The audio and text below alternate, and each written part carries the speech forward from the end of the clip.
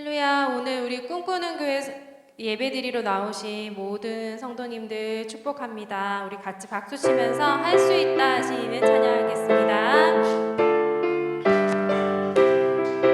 할 수 있다 하신 이는 나의 능력 주 하나님 의심 말라 하시고 무거이 걸으라 하시네. 할 수 있다 할 수 있다 하신 주 할 수 있다 하신 주 믿음만이 믿음만이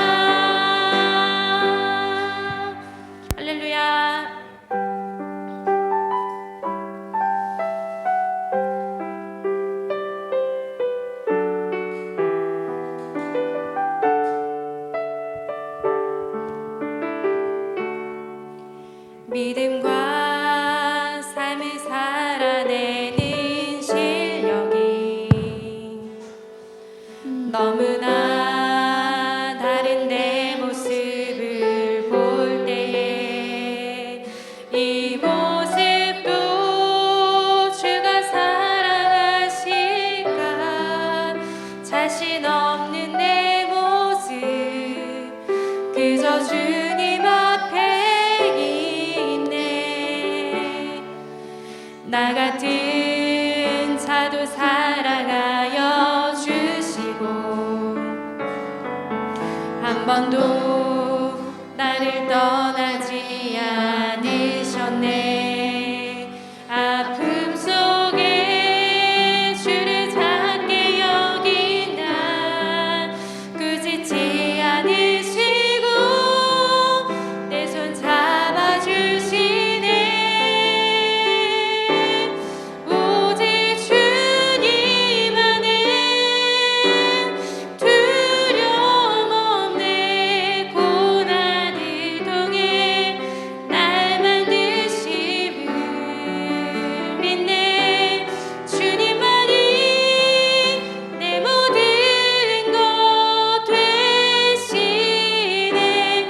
주의 강한 손 날 붙드시네. 오직 주님 안에 오직 주님 안에 소망이 있네. 내 삶을 통해 영광 받으실 주님. 주님만이 내 모든 것 되시네. 주의 선하심 나 노래하네.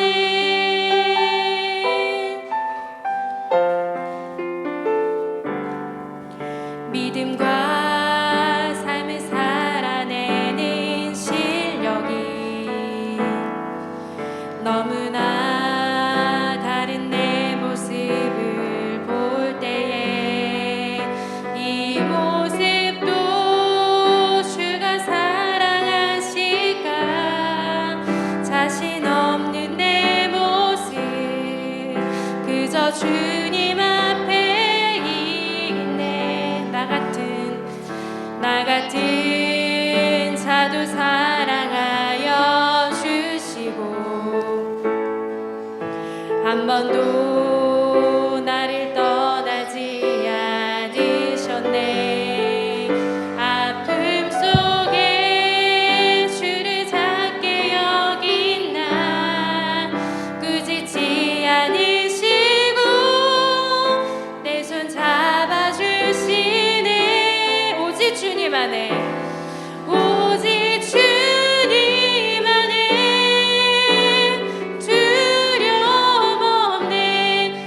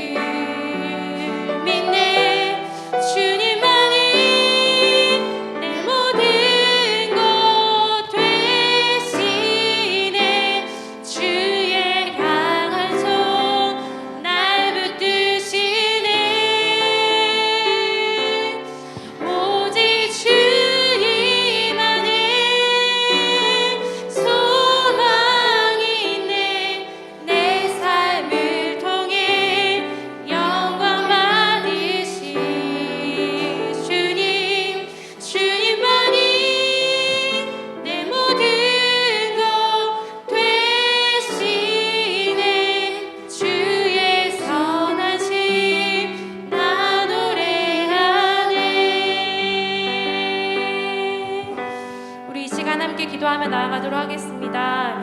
날마다 하나님 앞에 정말 믿음으로 살겠다고 늘 고백하지만 우리의 삶을 돌아봤을 때 여전히 부끄러운 모습들이 많이 있습니다.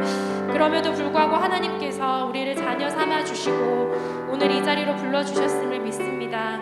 하나님, 이 시간 가운데 우리에게 은혜를 더하여 주시옵소서. 우리에게 믿음을 더하여 주시옵소서. 말씀을 통하여서 깨달을 수 있도록 해 주시옵소서. 우리 함께 기도하며 나아가도록 하겠습니다. 기도하시겠습니다. 하나님 감사합니다. 우리의 삶을 여전히 이끌어가시고 우리를 축복하시는 주님, 하나님 앞에 온전히 믿음으로 예배하며 나아가기 원합니다. 우리의 예배를 받아 주시옵소서. 우리의 믿음 없음을 고백하오니 하나님, 우리의 믿음의 그릇을 넓혀 주시옵소서. 믿음의 그릇을 넓혀 주시옵소서. 하나님의 말씀을 통하여서 하나님, 우리가 아멘으로 화답하며 우리가 그 말씀대로 살아갈 수 있도록 하나님 인도하여 주시옵소서. 하나님, 말씀을 전하시는 곳에 함께하여 주시고 능력의 말씀들이 선포될 때 우리가 말씀 가운데 아멘으로 화답할 수 있는 귀한 시간 될 수 있도록 인도하여 주시옵소서. 하나님, 예배를 주관하여 주시며 끝날 때까지 온전히 홀로 영광 받아주시기를 원합니다. 성령 충만으로 우리 가운데 온전히 충만하게 임하여 주시기를 원합니다. 감사합니다. 예수님의 이름으로 기도드립니다. 아멘. 모두 자리에서 일어나셔서 우리 임내 찬양하도록 하겠습니다.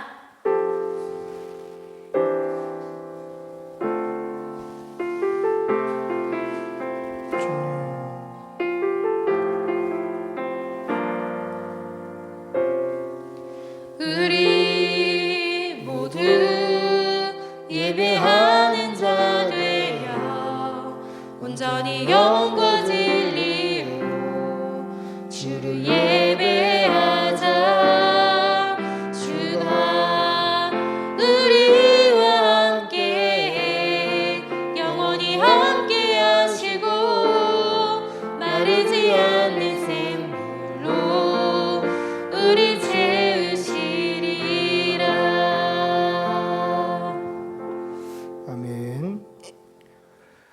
그러므로 형제들아, 내가 하나님의 모든 자비하심으로 너희를 권하노니 너희 몸을 하나님이 기뻐하시는 거룩한 산 제물로 드리라. 이는 너희가 드릴 영적 예배니라. 아멘. 사도신경으로 우리의 신앙을 고백하겠습니다. 나는 전능하신 아버지 하나님 천지의 창조주를 믿습니다. 나는 그의 유일하신 아들 우리 주 예수 그리스도를 믿습니다.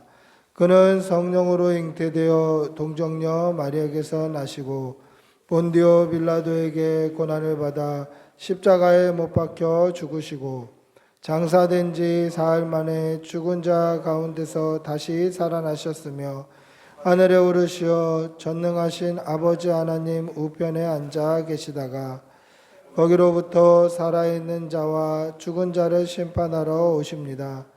나는 성령을 믿으며 거룩한 공교회와 성도의 교제와 죄를 용서받는 것과 몸의 부활과 영생을 믿습니다. 아멘. 찬송가 44장 찬송하시겠습니다.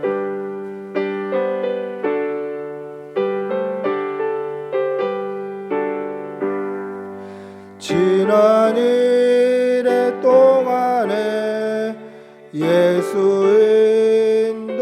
인도했으니 주의 전에 모여서 감사 찬송합니다. 가장 복된 이 날은 하늘 안식표로다. 가장 복된 이 날은 하늘 안식표로다. 주의 공로 힘입어 은혜 주심 빌 때에 화목하게 하시고 죄를 벗겨주소서. 세상 걱정 버리고 은혜 받게 하소서. 세상 걱정 버리고 은혜 받게 하소서. 하나님의 이름을 찬송하러 왔으니 모임 중에 계셔요. 영광 나타내소서. 기쁜 하늘 잔치에 참여하게 하시소. 기쁜 하늘 잔치에 참여하게 하소서. 주님의 이름을 모두 듣게 하시고 주의 은혜 베풀어 위로하여 주소서. 주님 오실 때까지 이 날 지키리로다. 주님 오실 때까지 이 날 지키리로다.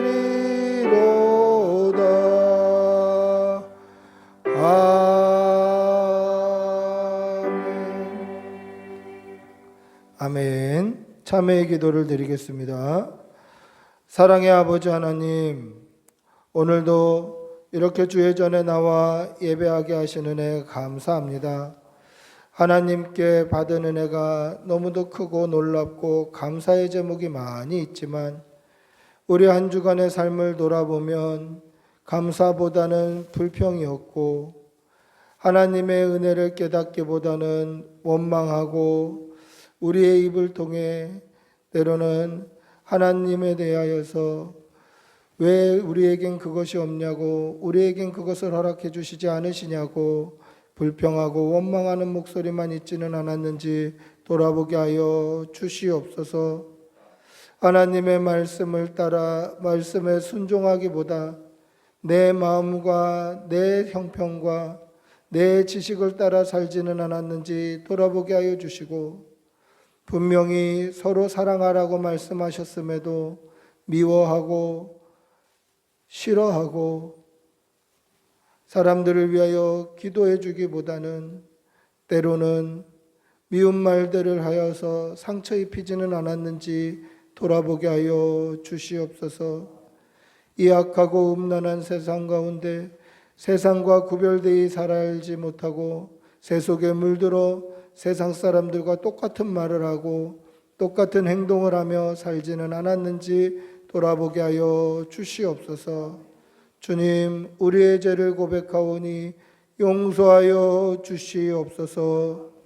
지금은 하나님과 나만이 아는 죄를 생각하며 묵묵히 참회의 기도를 계속합니다. 주님, 용서해 주시옵소서. 정결케 하여 주시옵소서. 깨끗이 씻어 주시옵소서. 성령님 부어주시옵소서. 주님 도와주시옵소서. 은혜 주시옵소서. 주님 씻어주시옵소서. 용서하여 주시고 성령의 이름을 부어주시고 성령의 충만한 은혜를 맛볼 수 있도록 도와주시옵소서. 예수님의 이름으로 기도드리옵나이다. 아멘. 하나님의 사죄의 음성을 듣겠습니다.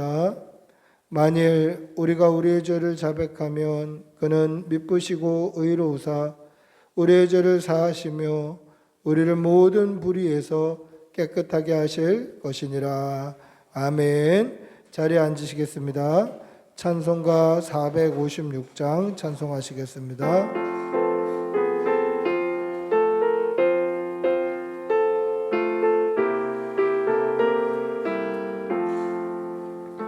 거친 세상에서 실패하거든 그 손 못 자국 만져라.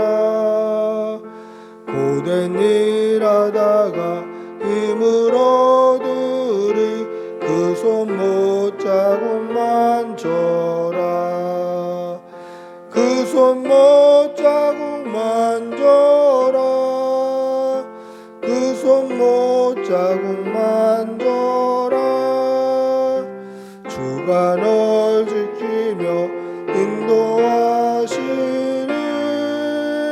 그 손 못자국만 져라 내가 어둠 속을 걸어갈 때에 그 손 못자국만 져라 주가 참 평안을 내게 주시리 그 손 못자국만 져라 그 손 못자국만 져라 그 손 못자국만 져라 주가 널 지키며 인도하시리 그 손 못자국만 져라 내가 부활의 주 따라가려면 그 손 못자국만 져라 내가 주 안에서 길이 살리라 그 손 못자국만 져라 그 손 못자국만 져라 그 손 못자국만 져라 주가 널 지키며 인도하시리 그 손 못자국만 져라 너의 죄악의 짐 무거울 때에 그 손 못자국만 져라 마음 문 열고서 주를 모셔라 그 손 못자국만 져라 그 손 못자국만 져라 그 손 못자국만 져라 주가 널 지키며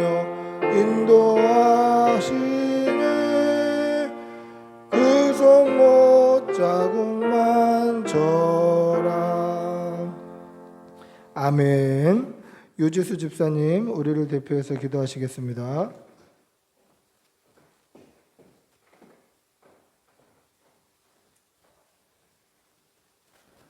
사랑의 주님, 오늘도 주님의 전에서 예배할 수 있는 건강을 주셔서 감사합니다. 또한 예배드릴 수 있는 장소와 사랑하는 지체들을 허락하심 또한 감사드립니다. 바쁜 일상 속에 주님을 잊고 살다가 정신을 차려보니 어느새 주일이 되어 일주일 동안 하루하루 예배를 준비하며 경건하게 살지 못했구나 하는 생각에 마음이 많이 불편합니다. 용서하여 주시옵소서. 이 시간 주님 앞에 누구보다도 정직하게 서서 우리의 죄를 회개하오니 주의 보혈로 깨끗게 하여 주시옵소서. 이제는 더 이상 반복된 죄를 짓지 않고 각자의 삶 가운데 진정으로 하나님이 기뻐하시는 제자로서의 삶을 살게 하여 주시옵소서. 우리 꿈꾸는 교회 성도들 각자의 삶 가운데에서 고군분투하며 열심히 살고 있사오니 무엇보다 주님의 말씀으로 위로하여 주시고 육체가 피곤한 성도들에게는 새 힘을 주시고 영적으로 힘든 성도들에게는 성령 충만케 인도하여 주시옵소서. 주님, 5월 가정의 달을 보내고 있습니다. 각 가정마다 믿음으로 굳건히 서게 하여 주시고 가정이 작은 천국이 되어 주님께 늘 기도하고 예배하며 주의 사랑으로 하나 되게 하옵소서. 이 시간 주님의 말씀을 듣습니다. 좀 더 집중하고 좀 더 자세를 바르게 하여 주님이 기뻐 받으시는 예배가 되게 인도하여 주시고 우리 어린 자녀들도 예배를 잘 드릴 수 있도록 이끌어 주시옵소서. 말씀을 전하시는 목사님 늘 붙들어 주시고 가정에 주님의 위로하심과 사랑이 늘 충만케 하여 주시옵소서. 예수님의 이름으로 기도드립니다. 아멘.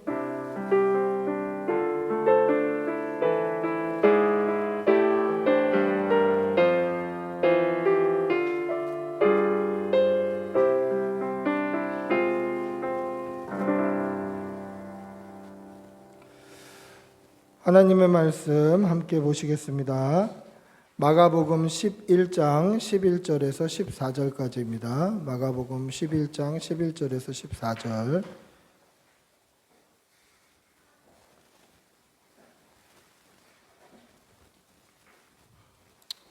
마가복음 11장 11절에서 14절까지입니다. 마가복음 11장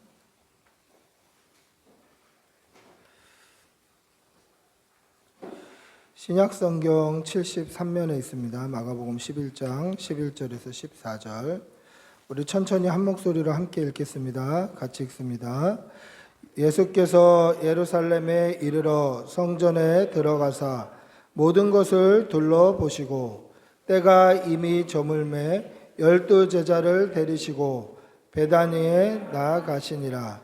이튿날 그들이 베다니에서 나왔을 때에 예수께서 시장하신지라. 멀리서 잎사귀 있는 한 무화과 나무를 보시고 혹 그 나무에 무엇이 있을까 하여 가셨더니 가서 보신즉 잎사귀 외에 아무것도 없더라. 이는 무화과의 때가 아님이라. 예수께서 나무에게 말씀하여 이르시되 이제부터 영원토록 사람이 내게서 열매를 따먹지 못하리라 하시니 제자들이 이를 듣더라. 아멘. 할렐루야. 우리 옆에 계신 분들하고 한번 인사하시겠습니다. 반갑습니다. 네, 사랑합니다. 여러분, 우리 옛 속담에 콩 심은 데 콩 나고 팥 심은 데 팥 난다라는 말이 있습니다. 콩을 심으면 거기에 콩이 나고요. 팥을 심으면 거기에 팥이 나는 거죠. 그런데 한 농부가 이쪽 편에 콩을 심어 놓고 또 이쪽 편에는 팥을 심어 놨다고 한번 생각해 보십시오. 그리고 이 농부가 콩을 심고 팥을 심어 놓고 돌아서 가다가 오른쪽에 콩을 심었던가 오른쪽에 팥을 심었던가 이거를 잊어버렸다고 한번 생각해 보십시오. 어디다 콩을 심었지? 어느 밭에 팥을 심었지? 이걸 한번 잊어버렸다고 생각해 보십시오.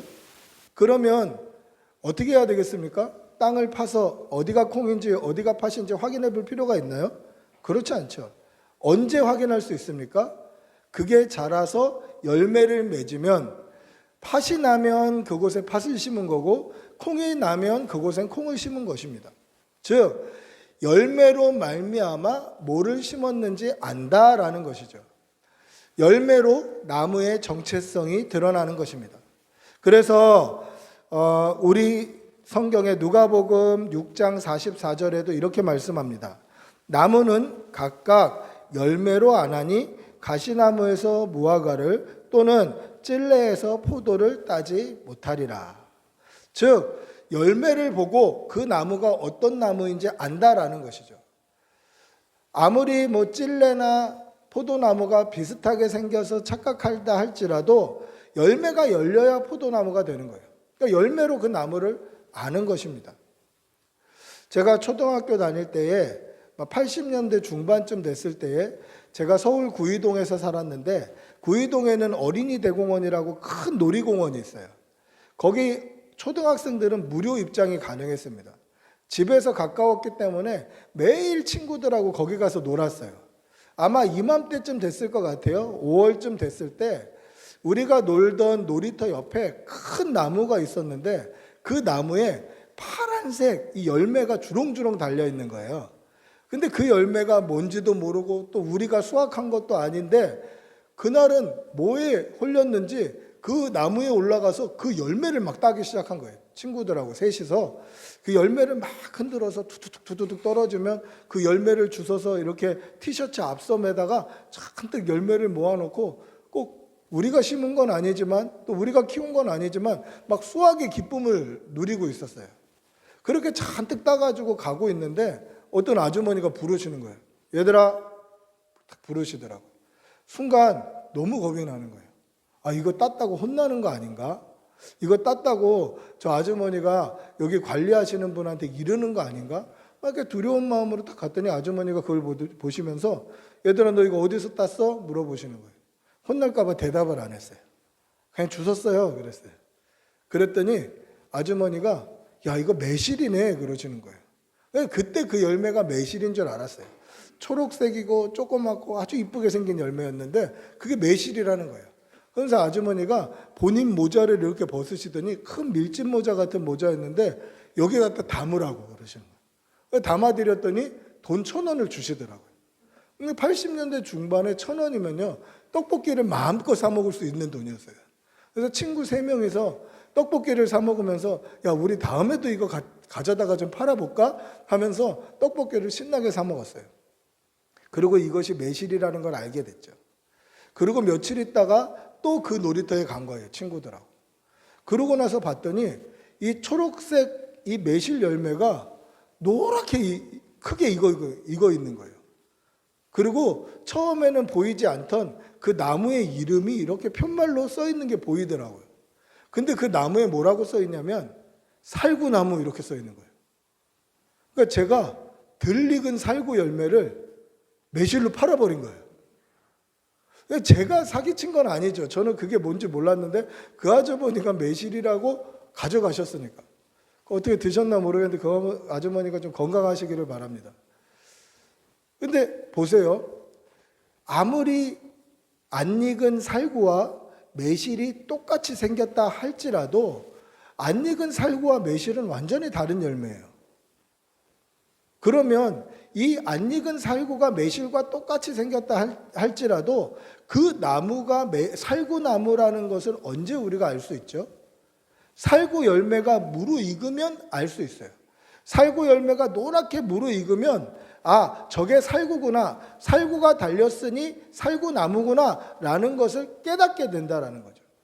즉 아무리 덜 익은 살구가 매실과 비슷하다 할지라도 살구나무에서 매실이 열리지 않아요. 그리고 그 살구나무가 살구나무라는 것을 알게 되는 그 정체성이 드러나는 것은 살구 열매가 무르익었을 때에 이것이 살구나무의 정체성으로 드러난다라는 것입니다. 여러분, 이 사실을 우리의 믿음에 한번 적용해 봅시다. 우리가 그리스도인으로, 우리가 성도로, 우리가 하나님의 자녀로 우리의 정체성이 드러날 때가 언제입니까? 우리가 나는 그리스도인입니다. 나는 성도입니다. 나는 하나님의 자녀입니다. 아무리 우리가 이야기한들 우리의 정체성은 그걸로 드러나지 않아요. 언제 드러나죠? 우리에게 믿음의 열매, 성령의 열매가 맺혀야 돼요. 성령의 열매, 믿음의 열매가 주렁주렁 맺혀야만 그것을 보고 우리를 그리스도인이다, 성도다라고 이야기해 준다라는 것이죠. 우리의 삶 가운데서 사랑이, 희락이, 기쁨이, 오래 참음이, 자비가, 양선이, 충성이, 온유와 절제, 이 하나님의 그 성령의 열매들이 주렁주렁 맺히면 우리의 삶을 보고 아, 저 사람은 그리스도인이다, 저 사람은 크리스찬이다 라고 세상이 불러주는 거예요. 이것이 성도의 정체성이다 라는 것입니다. 여러분, 믿음의 열매를 맺는 여러분들이 되시기를 바랍니다. 여러분, 믿음의 열매를 맺으면 어떻게 되냐면 열매가 주렁주렁 보기 좋게 달려있는 나무 밑에는 그 열매를 따먹고 싶어하는 사람들이 모이게 되어 있어요. 가을 감나무 밑에 가면 감을 따먹고 싶어하는 사람들이 모이는 것처럼 열매가 주렁주렁 맺혀있는 나무 밑에는 그 나무 열매를 먹고 싶어하는 사람들이 모이게 되어 있다라는 것이죠. 열매를 따먹는 수혜자들이 모이는 거예요. 그러면 믿음의 사람에게는 어떨까요? 믿음의 사람에게는요, 믿음의 열매가 주렁주렁 달려있는 믿음의 사람에게는 그 믿음의 사람을 만나고 싶어하는, 그 믿음의 사람으로 말미암아 위로받고 힘을 얻고 싶어하는 사람들이 모이게 되어 있어요. 그게 목사뿐만 아니라 성도에게도 마찬가지예요. 대표적으로 그런 사람이 누가 있을까요? 성경에 보면 바나바라는 이름의 사람이 있습니다. 근데 이 바나바라는 인물이 본래 이름이 뭐였을까요?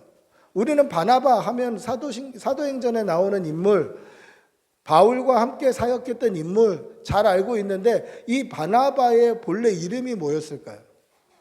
성경에 딱 한 번 등장해요. 바나바라고 하는 요셉이라고 등장해요. 그러니까 본래 이름은 요셉이에요.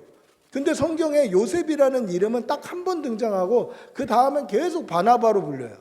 이 바나바가 무슨 뜻이냐면 옛날 성경에 보면 권위자다 이렇게 돼 있어요. 권위자. 우리가 지금 읽는 성경에는 뭐라고 돼 있냐면 위로의 아들이다 그렇게 돼 있어요. 이 권위자라는 말은 뭐냐면 권면하고 위로하는 아들이다라는 거예요. 초대교회가 어떤 교회였습니까? 핍박이 있고 환란이 있고 신앙생활하기 매우 어려운 시대였어요. 그러니까 밖에 나가면 상처받는 거예요. 밖에 나가면 언제 내 생명이 끝날지 모르는 위협을 당하는 그 시대가 바로 초대교회예요. 그런데 이 초대교회 때 교회만 가면 나를 권면해주고 위로해주는 사람이 있는 거예요. 그 사람만 만나면 힘을 얻어요. 그 사람만 만나면 은혜를 받고 위로를 얻는 거예요. 마음이 너무 좋아지는 거예요. 그럼 그 사람을 얼마나 사람들이 교회 오기를 기다리고 있을까요? 교회만 오면 그 사람 만나고 싶어서, 위로받고 싶어서, 힘을 얻고 싶어서. 그 사람이 바로 위로의 아들 바나바다라는 거죠. 본명이 있었음에도 불구하고 얼마나 권면하고 위로하는 일에 탁월한 은사를 가졌는지 위로의 아들이 그냥 새로운 이름이 되어버린 거예요. 여러분, 이러한 성도들이 되시기를 바랍니다. 여러분들도 믿음의 열매를 주렁주렁 매달아서 교회만 오면 내 저 집사님 만나고 싶다. 저 권사님 만나고 싶다. 나 위로받고 싶다. 나 힘을 얻고 싶다. 이렇게 믿음의 열매를 많이 맺는 그러한 성도들이 되시기를 바랍니다. 나무의 정체성은 열매가 무르익었을 때 이것이 무슨 나무다라는 것을 알 수 있습니다. 따라서 우리 역시 우리의 삶이나 우리의 말이나 우리의 표정이나 우리의 행동이나 우리의 생각에서 성령의 열매, 믿음의 열매 맺는 삶을 살아야 됨을 꼭 기억하시는 여러분들이 되시기를 바랍니다. 나무가 제철이 돼서 무르익어서 열매가 탁 맺힐 때 저게 사과나무였구나, 저게 배나무였구나, 저게 감나무였구나, 이렇게 열매로 나무의 정체성을 알듯이 성령의 열매를 맺음으로 말미암아 하나님의 자녀의 정체성, 그리스도인이구나, 성도구나, 정말 하나님의 백성이구나, 그렇게 이 땅 가운데 하나님께 영광을 돌려드리는 그러한 성도의 삶을 살아내시는 여러분들이 되시기를 바랍니다. 할렐루야. 오늘 우리가 읽은 본문을 보시면 예수님께서 예루살렘에 이르러 성전을 돌아보시다가 모든 것을 둘러보시고 날이 저물 때에 베단이라는 동네로 가셨다라고 기록하고 있습니다. 제자들과 함께 베단이로 들어가셨습니다. 이 예루살렘은 성전이 있는 곳이죠. 그러니까 어떻게 보면 이스라엘 백성들의 생활의 중심지예요. 수도와 같은 역할을 하는 곳이 예루살렘이에요. 근데 이 예루살렘 인근에 바로 근처에 베단이라는 마을이 있었어요. 그래서 요한복음에 보시면 뭐라고 되어 있냐면 요한복음 11장 18절에 보시면 베다니는 예루살렘에서 가깝기가 한 오리쯤 된다라고 되어 있어요. 심리가 4km니까 오리쯤 되면 얼마겠습니까? 2km밖에 안 되는 거예요. 굉장히 가까운 거리에 베단이라는 도시가 있어요. 예루살렘은 성전이 있고 이스라엘 생활의 중심지고 수도와 같은 역할을 하는 그러한 도시인데 그곳에서 2km만 떨어지면 베단이라는 마을이 나와요. 근데 예루살렘과 베단이는 완전히 색깔이 다른 도시예요. 우리나라도 초반에는 그렇지 않았습니까? 서울의 꿈을 안고 상경했던 사람들이 서울 물가가 비싸고 살기도 어렵고 그러니까 어떻게 되죠? 조금 서울에서 떨어져서 이 경기도 쪽에 터를 잡는 거죠. 그러니까 처음에는 이 경기도가 그렇게 집값이 비싸고 땅값이 비싼 지역이 아니었어요. 서울에 못 사는 사람들이 나와서 살던 곳이 위성도시 경기도가 된 거죠. 지금은 서울 진배 없이 잘 살고 비싸고 하는 동네가 아닙니까? 그러니까 이 경기도 지역 같은 곳이 바로 베단이었다라는 거죠. 청운의 꿈을 안고 예루살렘으로 왔다가 거기가 너무 살기가 힘들고 어려우니까 쫓겨나서 살았던 곳이 베다니. 그리고 그 베다니는 나환자들이 모여 살았던 곳이에요. 예루살렘에서 나병이 발생하면 또 율법적으로 문제가 생기면 쫓아내죠. 저 사람과 부딪히면 나도 불경건해지니까 쫓아내는 거예요. 그렇게 쫓겨나간 사람들이 살았던 곳이 베다니였어요. 그러니까 베다니는 기본적으로 못 살고 빈민하고 율법적으로 문제가 되는 나환자들이나 혹은 창기들이나 이런 율법적인 죄인들이 사는 곳이었어요.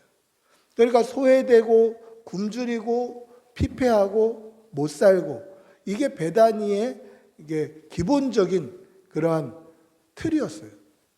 굉장히 예루살렘과 베다니가 가까워요. 그 중간에는 우리가 잘 아는 감람산이 있는데요. 그 감람산에서 이렇게 서서 보면 앞에는 예루살렘이 보이고 이렇게 돌려보면 베다니가 보일 정도로 그렇게 굉장히 가까운 거리예요. 예수님께서 그 베다니로 제자들과 함께 갔다라는 것이죠. 복음서에 보면 나사로와 마리아와 마르다가 살았던 곳이 베다니였고, 그리고 또 복음서에 보면 나환자 시몬이 예수님을 불러서 예수님께 식사를 대접하는 가운데 예수님의 발에 향유를 붓고 머리털로 닦았던 사건이 기록된 곳이 바로 베다니였어요. 그러니까 베다니에 사는 사람들은 기본적으로 가난하고 나환자고 뭐 이런 사람들이 있었다라는 것을 성경을 통해서도 알 수 있었다라는 것이죠. 예수님께서 베다니에 가셔서 하루 유하시고 아침에 일어나셨는데 시장하셨어요. 예수님이 시장하셨어요. 예수님이 배가 고프셨어요. 이 표현을 읽는데 좀 민망하다는 생각이 들더라고요. 예수님이 왜 배가 고프셨을까? 예수님이 왜 배가 고프셨지? 왜 시장하셨지? 왜 시장하셨을까요? 아무도 아침 식사 대접을 안 해줬기 때문에 시장하셨어요. 아무도 안 해줬어요. 근데 100번 이해할 수 있어요. 그 베단이라는 지역의 상황과 형편을 알면 100번 이해할 수 있죠. 나환자들, 창기들, 죄인들, 헐벗고 굶주린 사람들, 그런 사람들이 살았던 도시가 베단이었기 때문에 자신들의 형편이나 상황이나 이런 것이 예수님을 대접할 만한 여건이 안 되는 거예요. 그런데 성경에 보면 예수님 혼자 가셨나요? 그것도 아니에요. 12 제자를 이끌고 가셨어요. 그러니까 대접을 하려면 예수님 한 분에게만 식사 대접을 한다고 끝날 문제가 아닌 거죠. 제자들도 함께 섬겨야 되는 거예요. 그럼 어떻습니까? 그들을 다 먹여주고 나면 내가 굶어야 되는 상황이에요. 내가 굶주린 상황이에요. 100번 이해할 수 있겠어요. 그런데 예수님은 그들을 위해서 십자가를 지셨던 분이에요. 가난한 사람, 고아, 과부, 창기들, 소외받고 굶주리고 헐벗은 사람들, 그 사람을 위해서 생명을 주신 분이다라는 것이죠. 그런데 그 사람들은 내 형편은, 내 상황은, 지금 나의 물질의 상태는 그거를 먼저 보고 있다라는 것이죠. 여러분, 그래서 예수님이 시장하셨어요. 근데 이것이 오늘 우리가 하나님 앞에 취하고 있는 태도는 아닌지 한번 돌아보셔야 돼요. 하나님, 제 형편은 그렇습니다. 제 상황은 그렇습니다. 저는 지금 이렇습니다. 저는 지금 이렇게 합니다. 다 이해가 돼요. 다 알아듣겠어요. 그런데 저와 여러분을 위해서 예수님은 십자가 죽어주셨어요. 생명을 주셨어요. 근데 생명을 받고도 우리는 그런 핑계를 대요. 하나님, 제 형편은 그렇습니다. 저의 상황은 그렇습니다. 저도 그런 핑계를 대고 있더라고요. 코로나라서 전도가 안 됩니다. 커피를 나눠줬는데 그런 거 받아가는 걸 좋아하지 않습니다. 물티슈도 나눠줬는데 사람들이 손살에 칩니다. 그때마다 상처받습니다. 주님, 전도가 안 됩니다. 이게 핑계더라고요. 야, 나는 너를 위해서 십자가 져줬잖아. 우리 예수님이 그렇게 말씀하시면 대답할 명분이 없는 거예요. 여러분, 우리의 믿음을 한번 돌아보시기를 바랍니다. 주님은 우리를 위해 십자가 져 돌아가셨습니다. 이 사실을 믿으시기 바랍니다. 그런데 우리는 주님 앞에 핑계대고 있지는 않은지 돌아보시기를 바랍니다. 혹시 오늘 내 앞에 계시는 그 주님이 오늘도 내가 핑계대고 내 형편을 먼저 얘기하고 내 상황을 먼저 얘기하는 것 때문에 시장하시지는 않은지 돌아보시기를 바랍니다.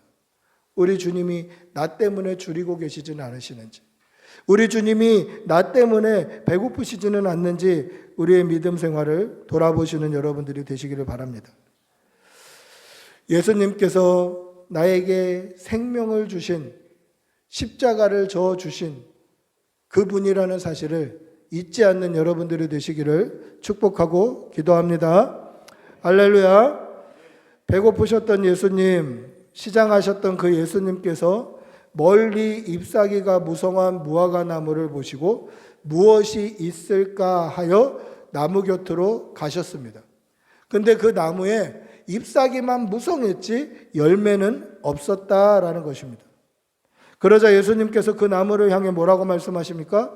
이제부터 영원토록 사람이 내게서 열매를 따 먹지 못하리라 라고 말씀하셨고, 그것을 제자들도 듣게 됩니다. 우리 오늘 읽었던 본문 13절 14절 한번 다시 읽어볼까요? 13절 14절입니다. 같이 읽어보겠습니다. 시작. 멀리서 잎사귀 있는 한 무화과 나무를 보시고 혹 그 나무에 무엇이 있을까 하여 가셨더니 가서 보신즉 잎사귀 외에 아무것도 없더라.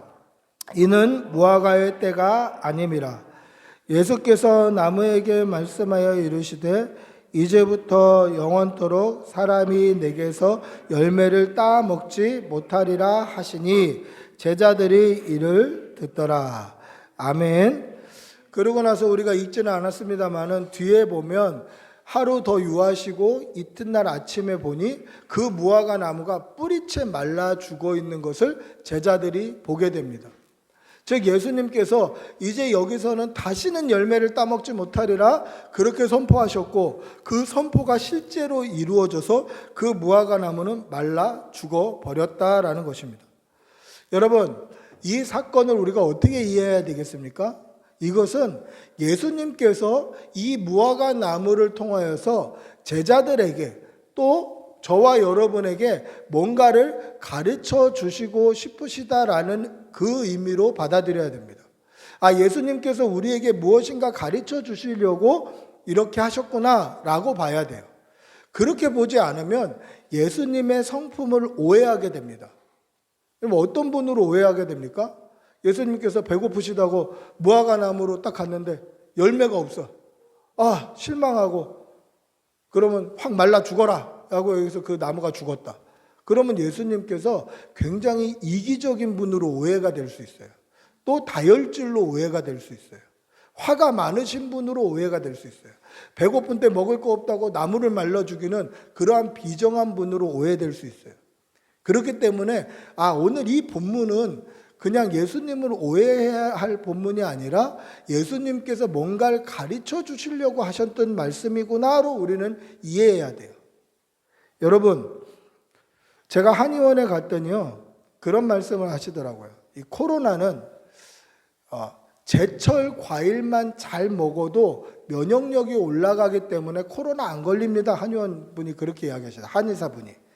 왜 제철 과일 먹는다고 코로나 안 걸린다, 이거는 믿을 수 있는 말인지는 잘 모르겠습니다만 그 한의사 분이 하는 말씀이 제철 과일만 잘 드셔도 면역력이 올라간다는 거예요.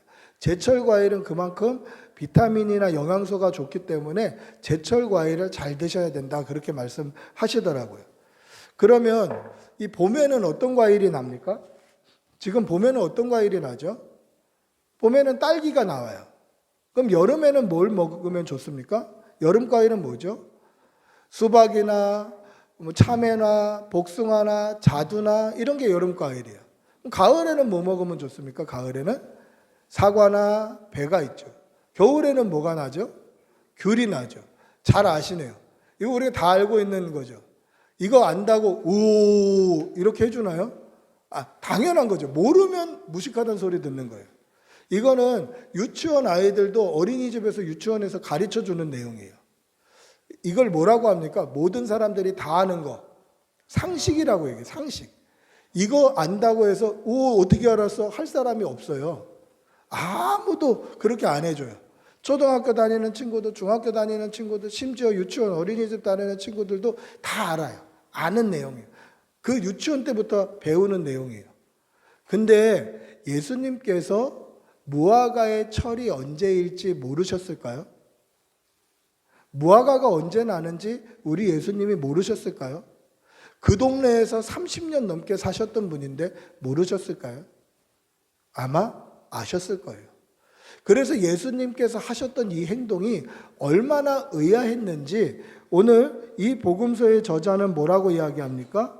13절에 보니까 이는 무화과의 때가 아니다 라고 기록하고 있어요. 너무 의아한 거죠. 나무만 있고 열매가 없다고 열매를 따먹지 못하리라 예수님이 말씀하셨고 그 다음날 가서 봤더니 뿌리채 말라서 죽어버린 거예요. 근데 그때가 무화과의 때가 아니래요. 무화과가 날 때가 아니에요. 무화과가 날 때도 아닌데 예수님께서 그것을 저주하여 죽여버리신 거예요. 그러면 이 사건을 통해서 주님이 뭘 말씀하고 싶으셨을까? 당시 제자들에게 뭘 말씀하시고 싶으셨고 오늘 우리에게 뭘 말씀하고 싶으셨을까? 그것은 열매를 달라고 할 때에는 열매를 나타낼 때에는 나무가 그것을 정하는 게 아니라 주님이 정하신다는 것을 알려주고 싶으셨던 거예요. 그날이 도적같이 이르러서 주님이 열매를 달라고 하면 열매를 달라고 하시는 그 손 위에 내가 지금까지 준비했던 열매를 올려드려야 된다라는 거예요. 오늘 밤에라도 내 생명이 끊어져서 심판대 앞에 간다면 주님이 열매 달라고 하시는 그 손 위에 내가 지금까지 준비했던 열매를 최선을 다해서 드려야 된다라는 거죠. 이거는 나무가 정하는 게 아니더라는 거예요. 주님이 정하시는 거예요. 우리의 마지막 때 심판대 앞에 설 그때 마지막 주님이 다시 오실 그때 다시 오시면 심판이 일어날 그때는 나무가 정하는 게 아니더라는 거죠. 무화과 나무 입장에서는 억울하겠죠. 할 말이 있을 거예요. 주님, 아직 무화과의 때가 아닙니다. 아직 열매 맺을 때가 아닙니다. 아직 제철이 아닙니다. 핑계할 수 있겠죠. 근데 이런 핑계를 우리도 많이 대고 있어요. 주님, 이 시간만 지나면 충성하겠습니다. 주님, 이 시험만 합격하면 열심히 하겠습니다. 주님, 이것만 잘 되게 해주시면 그 다음에 많이 헌금하겠습니다. 많이 헌물하겠습니다. 많이 봉사하겠습니다. 우리는 이런 핑계를 너무 많이 대더라는 거죠. 그런데 기억하십시오. 열매는요, 나무가 정하는 게 아니더라고요. 열매를 준비하는 것은 나무가 정하는 때가 아니에요. 주님이 지금 오늘이라도 열매를 달라고 하시면 그 위에 우리는 열매를 올려드려야 한다라는 것입니다. 주님이 손 내미시는 그 순간 나에게 열매를 원하시면 그때가 언제인지 그때가 내가 무엇을 하고 있었든지 거기에 내가 무엇에 집중하고 있었든지 상관없이 핑계하지 못하고 돌이키지 못하고 그 위에 열매를 준비해 드려야 한다라는 것입니다. 이 사실을 믿으시기 바랍니다. 열매로 나무를 알 수 있습니다. 사과가 달리면 사과나무입니다. 배가 달리면 배나무입니다. 그러나 열매가 없으면 나무의 정체성은 없어지는 거죠. 사과가 달려야 사과나무인 줄 알고 배가 달려야 배나무인 줄 알듯이 열매가 없으면 나무의 정체성은 사라지는 것입니다. 즉 우리 역시 믿음의 열매가 없으면 성도로서 하나님의 자녀로서의 정체성은 사라지게 되는 것이죠. 여러분, 성도가 맺어야 될 가장 큰 열매가 무엇입니까? 바로 전도의 열매입니다. 사랑의 열매입니다. 섬김의 열매입니다. 이것을 잘했던 교회가 안디옥 교회였습니다. 사도행전에 보면 안디옥 교회에서 처음으로 그리스도인이다라는 명칭, 별명을 얻게 됩니다. 안디옥 교회 성도들은 어떻게 신앙생활을 했습니까? 자기의 소유를 팔아 교회에 나눠주고 서로 섬기고 사랑하고 소외받고 헐벗고 굶주리는 사람이 없도록 형제님 자매님 하면서 굉장히 친밀한 교제가 일어났던 곳이에요. 그러니까 외부에 있는 사람들, 예수님을 믿지 않는 사람들, 밖에서 안디옥 교회 보는 사람들은 쟤네들 참 특이하다. 저 사람들 참 특이하다. 어떻게 저렇게 사랑할 수 있지? 어떻게 저렇게 섬길 수 있지? 돈 나오는 것도 아닌데 어떻게 저렇게 열심히 할 수 있지? 이렇게 사람들이 이야기를 해줬어요. 그러면서 그 세상 사람들이 안디옥 교회의 성도들을 향해서 그리스도인이다라고 불러준 거예요. 예수 믿는 사람들이다. 예수쟁이다라고 불러줘요. 세상이 불러준 거예요. 세상이 불러준 거예요. 저는 그리스도인입니다. 저는 크리스찬입니다. 저는 하나님의 자녀입니다. 내가 얘기한 게 아니라 세상 사람들이 불러준 거예요. 그리스도인이네, 성도네, 하나님의 백성이네, 예수님의 제자네 라고 불러줬다라는 것이죠. 여러분, 세상이 교회를 향해서 그리스도인이라고 불러줘야 돼요. 세상이 교회를 향해서 하나님의 자녀라고, 하나님의 백성이라고, 예수님의 제자라고 불러줘야 돼요. 근데 오늘날 세상은 우리를 향해서 뭐라고 부르죠?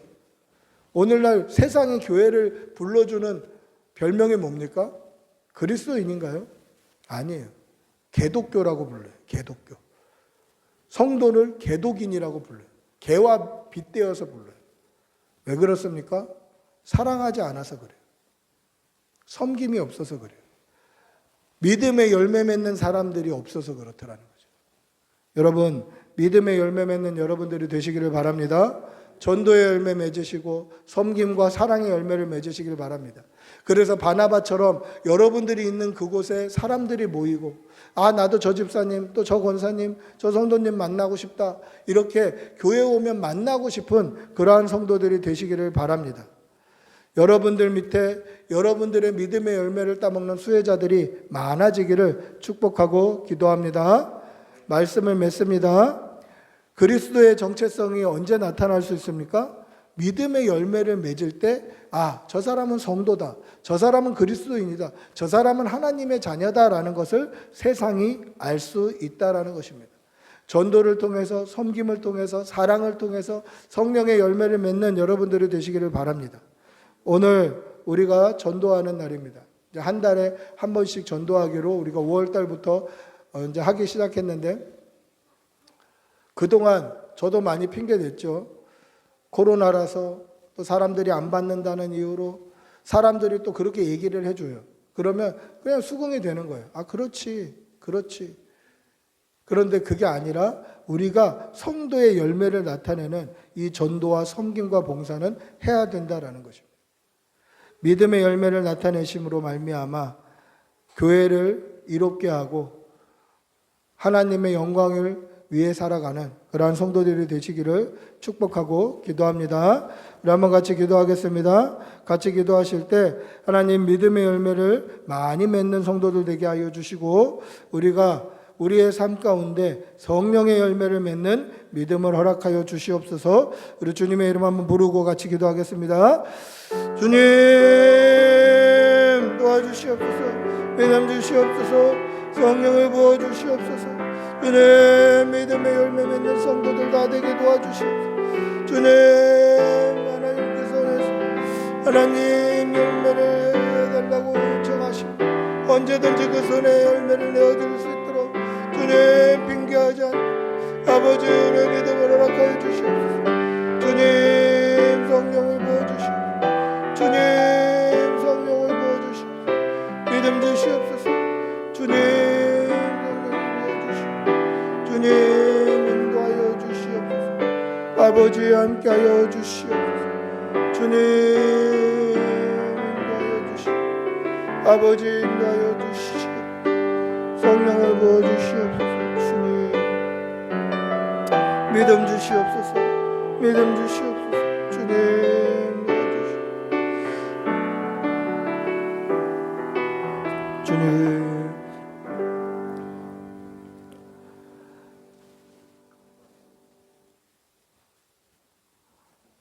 사랑의 아버지 하나님, 오늘 열매가 없었던 무화과 나무처럼 우리도 열매 맺지 못하는 그러한 성도로 우리의 삶이 끝나지 않도록 믿음을 더하여 주시옵소서.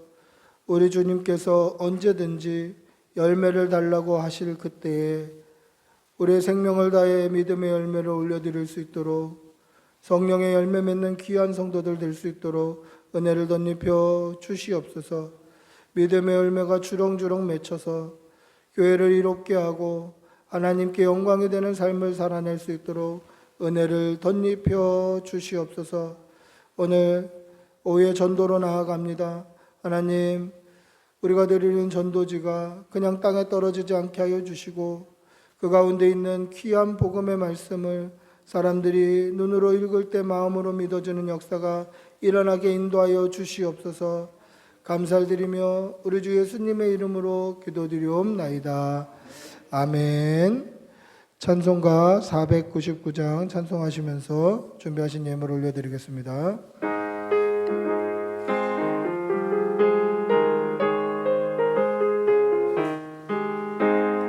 흑암에 사는 백성들을 보라. 수많은 심령 멸망하겠네. 그 누가 갈까 주의 복음 들고 생명을 구원하는 곳으로. 큰 권세 주께 있으니 큰 권세 주께 있으니 너는 가서 주의 복음 전하라. 주가 너 항상 지키리라.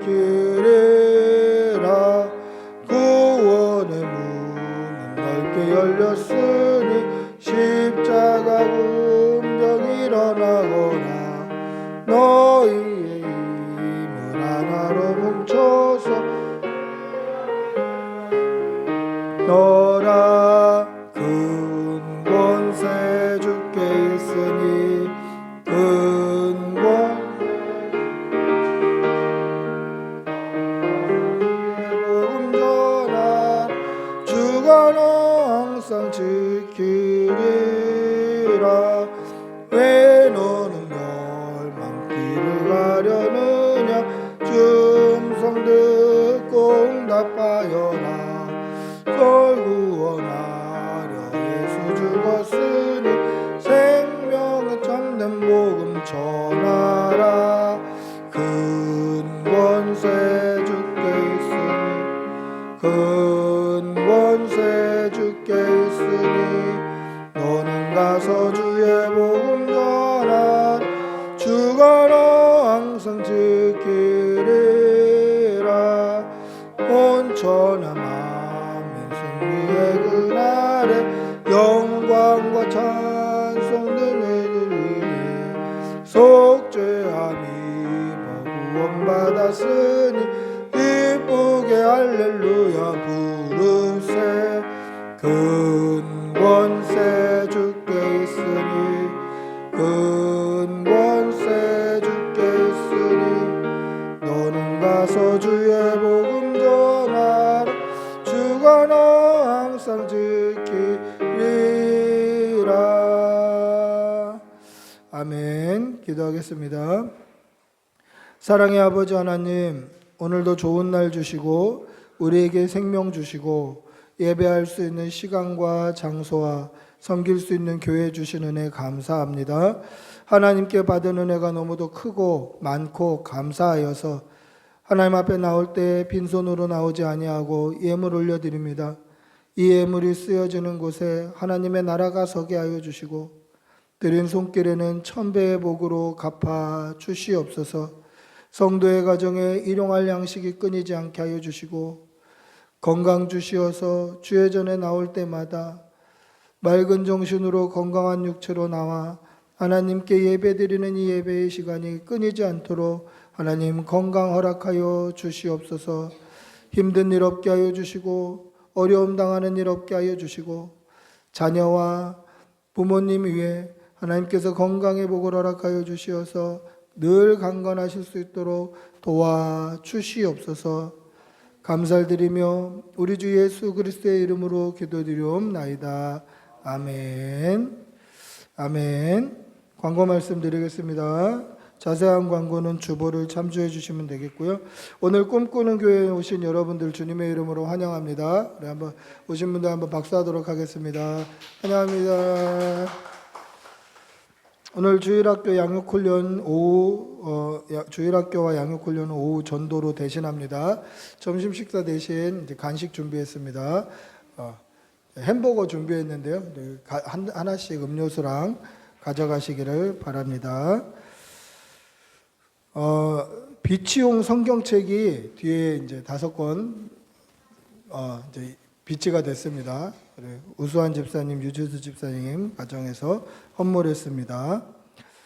다음 주 예배 기도는 이영범 목사고 5월 남은 행사 확인해 주시면 되겠습니다. 우리 모두 일어나셔서 은혜 찬양하시고 축도로 예배를 마치겠습니다.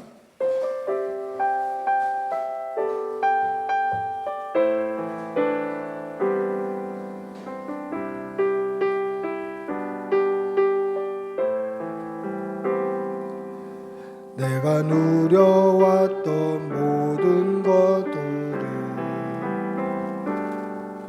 내가 지나왔던 모든 시간을, 내가 걸어왔던 모든 순간을 당연한 것 아니라 은혜였소.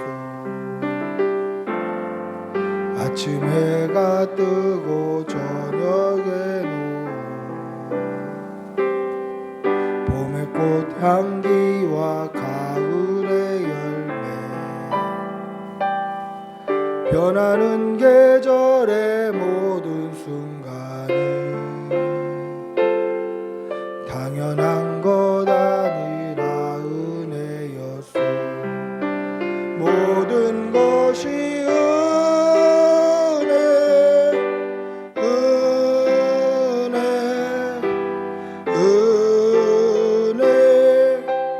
한없는 은혜, 내 삶에 당연한 것 하나도 없었던 것을 모든 것이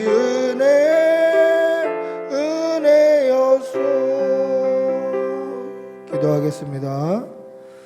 우리 주 예수 그리스도의 은혜와 하나님의 사랑과 성령의 교통하심이 은혜로 살아가며 믿음으로 살아가며 성령의 열매 맺기를 소원하는 여기 모인 모든 주의 백성들과 그 일터와 가정과 모든 가족들 위해 지금부터 영원히 함께 있을지어다. 아멘. 주님, 능력해 주시옵소서. 성령을 부어주시옵소서. 힘 주시옵소서. 능력 주시옵소서. 주님,